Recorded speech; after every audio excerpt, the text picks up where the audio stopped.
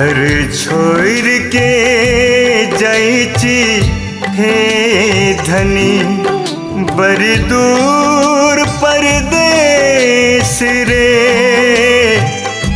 तोरे याद करके काटबै हम हर दिन हर रात रे।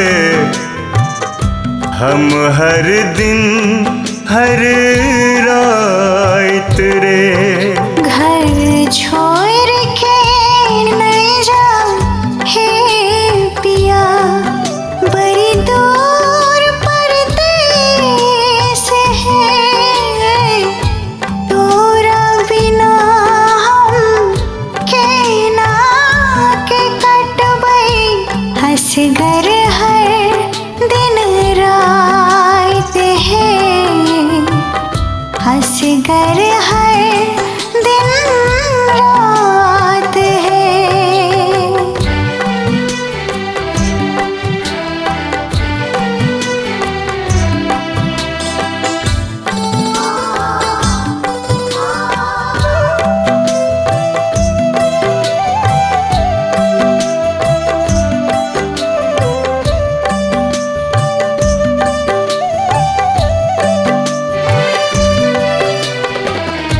तोरा छोड़ के जैले हमरा मनो नहीं मनइए।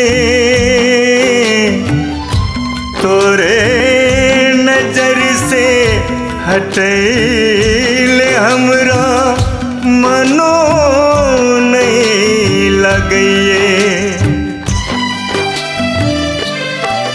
महज तोरे खुशी के खातिर जाइची हम परदेस रे।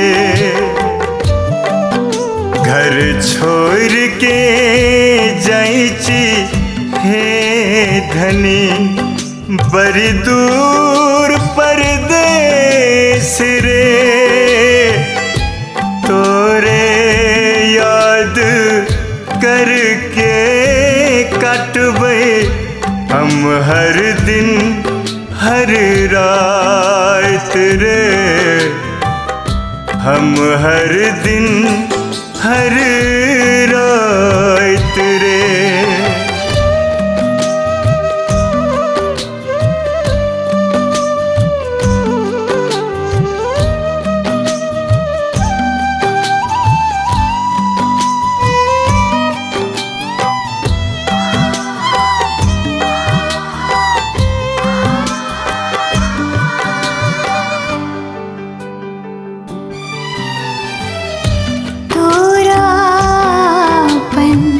छाती में सजा के रखबो प्राण बना के।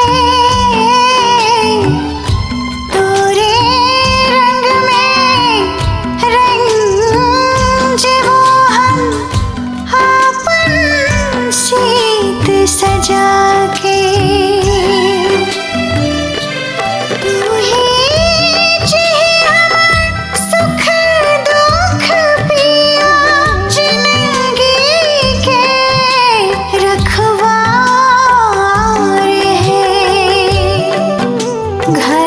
छोड़ के नहीं जा हे पिया बड़ी दूर परदेस है।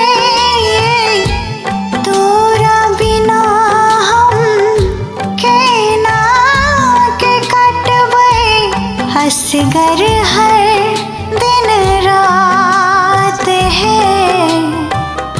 हम हर दिन हर रात रे।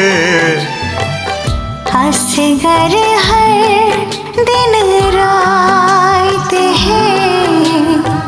हंसगर